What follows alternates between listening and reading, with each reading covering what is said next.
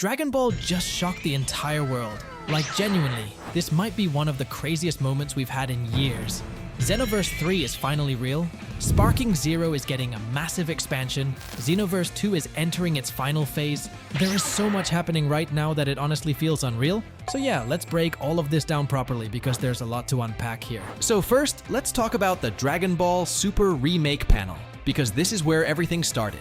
They showed us a brand new trailer, and while it looked clean, polished, and way better than the original 2015 version in terms of compositing and presentation, I'm not gonna lie, I do have a small criticism here. The trailer was just way too short. Like, this is a huge project. A full-on enhanced version of Dragon Ball Super, and you're telling me that's all we're getting right now? I wanted to see more, especially from the Resurrection F arc, since they literally teased it at the end. That moment basically confirmed what we already expected. This is not just a small touch-up. They are going all the way up to Tournament of Power, fully reworking the series. And that's insane. But still, give us more footage, man. Don't be shy. But right after that slight disappointment, everything changed. Because they finally did it. Xenoverse 3 is real. Bro, when that trailer started playing, and they used the Xenoverse 2 theme song, I'm not even joking. I actually jumped out of my chair. That was pure nostalgia hitting at full force, and then the visuals kicked in. Yeah, this game looks different.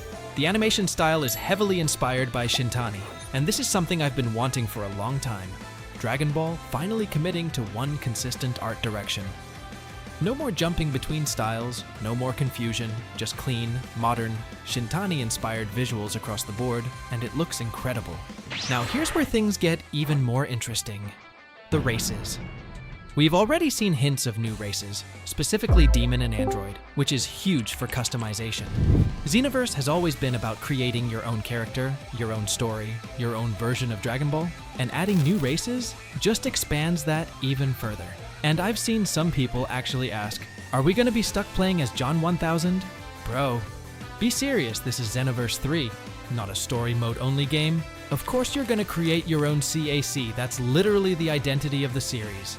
And speaking of John 1000, my goat got a wife. Say hello to Jane, 1000 bro, really rizzed up in age 1000, I'm proud of him. And we even got Brett, his best friend. Yeah, the Xenoverse lore is getting deeper than expected. But jokes aside, the setting itself is fascinating. Age 1000 means we're far into the future, way beyond anything we've seen before. Piccolo in the trailer straight up looks like he's been aura farming for centuries. Man looks ancient, and Bulma being alive and young. That's where things get interesting. It's heavily implied this is actually Bulma, not a descendant, which suggests time travel is once again playing a role. And knowing Xenoverse, that makes perfect sense. And let's not ignore this. Akira Toriyama was involved in the world building here.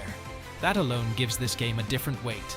I'm not saying you have to consider it canon or anything, but if you want to, you actually can. That's how much influence is behind this project. Also, Xenoverse 3 is already up for pre-order. Yeah, it's real, it's happening. And honestly, I might need a whole separate video just to break down everything we saw and theorize properly, because there's way too much here. And the more I think about Xenoverse 3, the more I realize this might actually be the most important Dragon Ball game we've gotten in years. Not just because it's a sequel, but because of what it represents. Xenoverse has always been that one series where Dragon Ball just goes crazy with ideas. Time travel, alternate timelines, what-if scenarios, characters interacting in ways that would never happen in the main story. And now imagine all of that, but pushed into a completely new era like Age 1000. That means they're not restricted anymore. They can create entirely new villains, new transformations, new storylines that don't have to rely on retelling old arcs again and again. And if they really go all in with that concept, Xenoverse 3 could low-key become the place where Dragon Ball experiments the most, even more than the anime or manga itself. And that's exciting because it means anything is possible now. Now moving on to Sparking Zero, because wow, Super Limit Breaking Neo. That name alone already sounds crazy, but what they're actually adding, 30 plus characters, 4 new stages, more customization, new super attacks, a brand new game mode.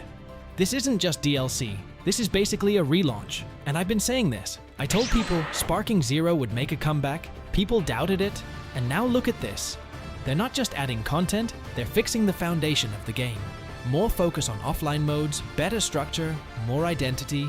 It feels like they're rebuilding the game into what it should have been at launch. And I respect that so much because not many games actually do this properly. And the fact that the new cover art is drawn by Shintani? Yeah. This whole one Dragon Ball style direction is really becoming a thing now. And I love that. This DLC is dropping this summer, and survival mode is already out for free. So yeah, Sparking Zero is officially back in the conversation. And what makes this whole Sparking Zero situation even crazier is how rare this kind of comeback actually is in gaming.